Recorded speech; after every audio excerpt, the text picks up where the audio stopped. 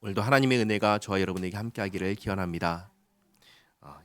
요단 저편 약속의 땅을 바라보며 모세가 계속해서 말합니다. 1절 말씀에 내 하나님 여호와께서 너를 인도하사 내가 가서 차지할 땅으로 들이시고 내 앞에서 여러 민족 헷 족속과 기르가스 족속과 아모리 족속과 가나안 족속과 보리스 족속과 휘위 족속과 여부스 족속 곧 너보다 많고 힘이 센 7족속을 쫓아내실 때에, 그래서 약속의 땅을 차지할 때 2절 내 하나님 여호와께서 그들을 내게 넘겨 내게 치게 하시리니 그때에 너는 그들을 진멸할 것이라. 그들과 어떤 언약도 하지 말 것이요 그들을 불쌍히 여기지도 말 것이며.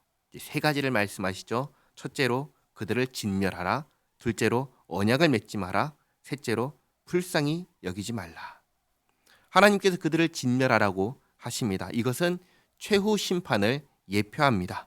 하나님께서 마지막 날에 심판하실 때 모든 죄인을 벌하실 것입니다. 예외는 없습니다.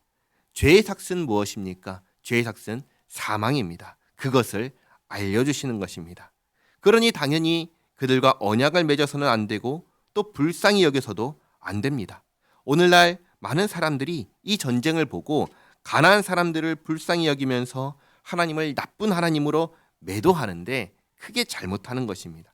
잊지 마시기 바랍니다. 하나님은 공의의 하나님이십니다. 선을 행한 자에게는 상을 베푸시는 하나님이십니다. 그러나 악을 행한 자에게는 벌을 주시는 하나님이십니다. 약속의 땅을 차지하는 이 전쟁은 하나님의 전쟁입니다. 악을 향해서 벌하시는, 그 벌을 나타내는 전쟁입니다. 또 3절에 또 그들과 혼인하지도 말지니 내 딸을 그들의 아들에게 주지 말 것이요 그들의 딸도 내 며느리로 삼지 말 것은. 넷째로 이렇게 말씀하시죠. 혼인하지 말라. 그 이유는 4절에 그가 내 아들을 유혹하여 그가 여호와를 떠나고 다른 신들을 섬기게 하므로 여호와께서 너희에게 진노하사 갑자기 너희를 멸하실 것임이니라. 하나님께서는 하나님의 백성에게 하나님을 섬기지 않는 사람과 결혼하지 말라고 하십니다.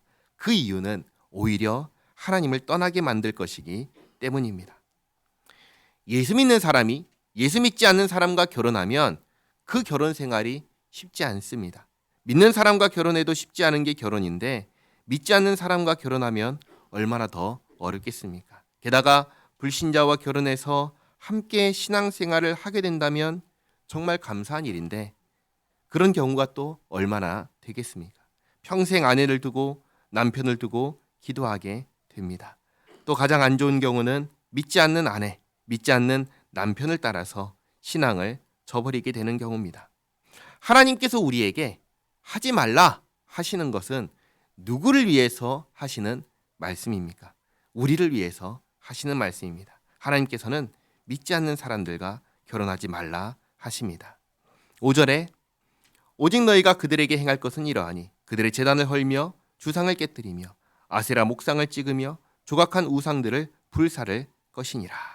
5번째로 하시는 말씀이 제단과 우상을 깨부숴라. 6절에 너는 여호와 내 하나님의 성민이라. 내 하나님 여호와께서 지상 만민 중에서 너를 자기 기업의 백성으로 택하셨나니 여호와께서 너희를 기뻐하시고 너희를 택하심은 너희가 다른 민족보다 수요가 많기 때문이 아니니라. 너희는 오히려 모든 민족 중에 가장 적으니라. 다시 말해서 하나님께서 이스라엘을, 또 우리를, 나를 택하실 이유가 전혀 없다는 말씀입니다. 우리가 이 세상에서 경험하는 것은 누군가를 선택할 때 항상 자격 조건이 있습니다. 저 사람은 이러니까 선택해야지. 저 사람은 이러니까 탈락시켜야지. 그런데 하나님은 다릅니다. 하나님께서 우리를 택하실 때에는 우리 편에서 보는 자격 조건이 전혀 없습니다. 모든 사람을 동등하게 두고 선택하시는데 잘 보시기 바랍니다. 8절에 여호와께서 다만 너희를 사랑하심으로 말미암아 또는 너희 조상들에게 하신 맹세를 지키려 하심으로 말미암아. 2가지 이유로 선택했다고 하십니다. 첫째는 사랑하기 때문에, 둘째는 약속을 지키기 위해서. 그러니까 잘 보시기 바랍니다. 우리가 먼저 하나님을 사랑해서 그렇기 때문에 하나님께서 우리를 택하신 것이 아니라 하나님께서 아무런 조건이 없이 하나님께서 먼저 우리를 사랑하신 것입니다. 그리고 우리가 하나님과 어떤 약속을 했기 때문에 하나님께서 우리를 백성 삼아 주신 것이 아니라 우리 조상과 맺은 언약 때문에 우리를 백성 삼아 주신 것입니다. 이때 조상은 누구일까요? 아브라함입니다. 아브라함은 이스라엘에게는 혈통의 조상이지만 우리에게는 믿음의 조상입니다.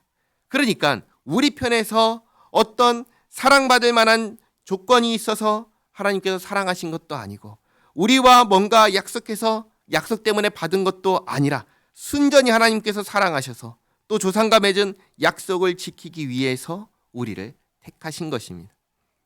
그래서 8절 하반절에 자기의 권능의 손으로 너희를 인도하여 내시되 너희를 그 종되었던 집에서 애굽 왕 바로의 손에서 속량하셨나니 그런즉 너는 알라 오직 내 하나님 여호와는 하나님이시요 신실하신 하나님이시라. 그를 사랑하고 그의 계명을 지키는 자에게는 천대까지 그의 언약을 이행하시며 인애를 베푸시되. 10가지 언약의 말씀 중 10계명 중 두 번째 말씀 우상의 형상을 만들어서 숭배하지 말라고 하시면서 하셨던 말씀을 그대로 반복해서 말씀하십니다. 하나님께서 그렇게 우리를 사랑하시니 우리도 역시 하나님을 그렇게 사랑하라 하십니다. 그리고 하나님을 사랑하는 것은 어떻게 하는 것이냐? 하나님 말씀을 지켜 행하는 것이며 그렇게 할 때 하나님 약속하시죠. 천대까지. 그러니까 영원히 자비를 베푸실 것을 약속하십니다. 그러나 10절에 그를 미워하는 자에게는 당장에 보응하여 멸하시나니 여호와는 자기를 미워하는 자에게 지체하지 아니하시고 당장에 그에게 보응하시느니라. 아멘. 사랑과 은혜를 받고 하나님께 미움과 불순종으로 반응하는 사람, 어떤 사람입니까? 배은망덕한 사람입니다. 배은망덕한 사람에게 하나님께서 분명하게 경고하십니다. 지체하지 않고 당장에 보응하겠다. 11절 그런즉 너는 오늘 내가 내게 명하는 명령과 규례와 법도를 지켜 행할지니라. 아멘. 신명기 말씀은 쉽습니다. 전하고자 하는 메시지가 아주 분명합니다. 하나님의 말씀을 지켜 행하라. 오늘은 특별히 약속의 땅에 들어가서 해야 할 것과 하지 말아야 될 것을 말씀하셨습니다. 해야 하는 것은 진멸하는 것, 산당을 부수는 것입니다. 하지 말아야 하는 것은 언약을 맺는 것, 불쌍히 여기는 것, 혼인하는 것입니다.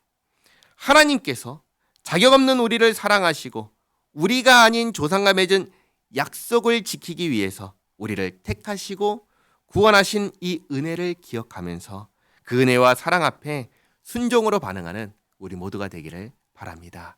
기도하겠습니다. 좋으신 하나님, 우리가 참으로 하나님을 하나님으로 바르게 알고 섬기기를 원합니다. 가나안 땅을 진멸하는 이 전쟁의 의미를 그저 그런 전쟁 중의 하나로 오해하지 않기를 원합니다. 마지막 날 모든 죄악을 벌하시는 심판의 날을, 진노의 날을 가리킨다는 사실을 알게 하옵소서. 그날이 있다는 걸 항상 기억하며 준비하며 살게 하옵소서. 참으로 주께서 베푸신 은혜를 저버리지 않게 하옵소서. 오히려 은혜에 감사하여 마음과 힘과 뜻과 정성을 다하여 주께서 살아내라 하신 거룩한 생활을 하는 우리의 삶이 되게 하옵소서. 예수님의 이름으로 기도하옵나이다.